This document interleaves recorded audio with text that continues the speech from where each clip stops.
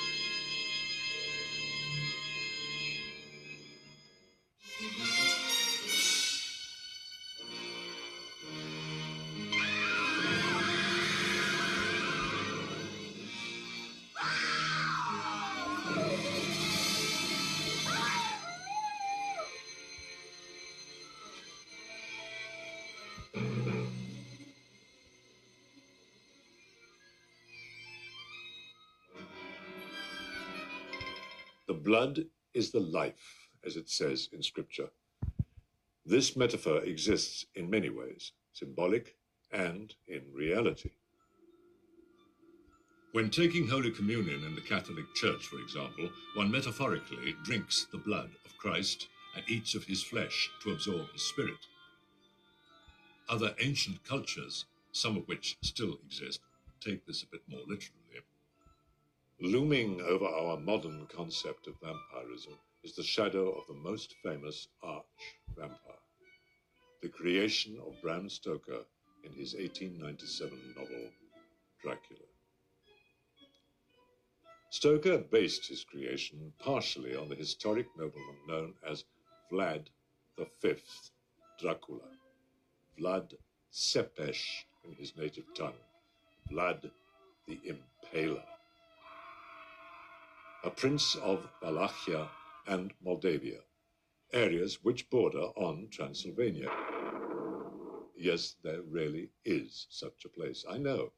I've been there to see the ruins of his castle and the monasteries that he endowed. The things that Dracula did in life were unspeakable. But the character of Count Dracula was not wholly based on Vlad Cepes. Some suggest that the physical description and the lofty, arrogant attitude were unconscious caricature of Sir Henry Irving, a noted Shakespearean actor for whom Stoker worked as a manager for almost 30 years. Irving was noted for villainous and melodramatic roles like Richard III. The role of Dracula would have been perfect for him. In fact, a reading of the story was staged at Irving's West End Theatre, the Lyceum. According to legend, Irving's opinion was a one-word comment, echoing throughout the Lyceum Theatre. Dreadful.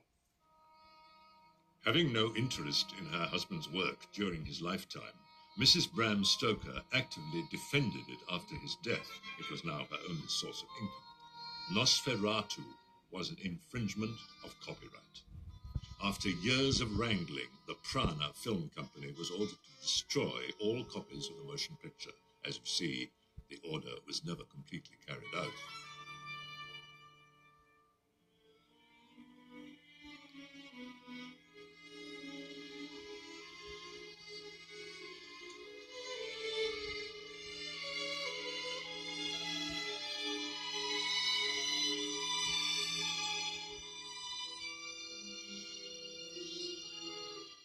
An English stage adaptation established an iconographic bit of wardrobe with a black opera cape with a high collar.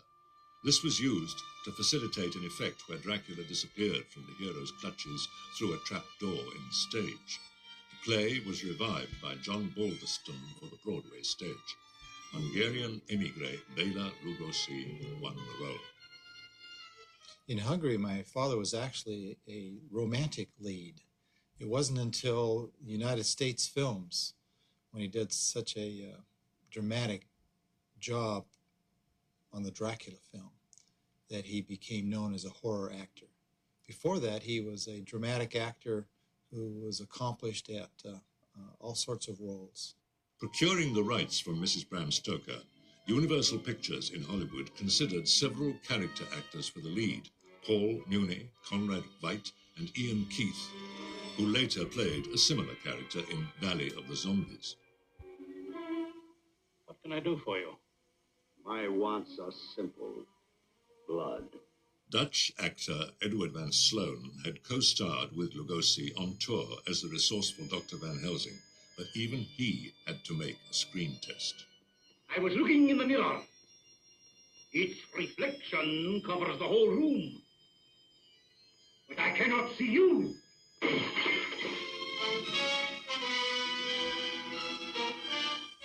A moment ago, I stumbled upon a most amazing phenomenon.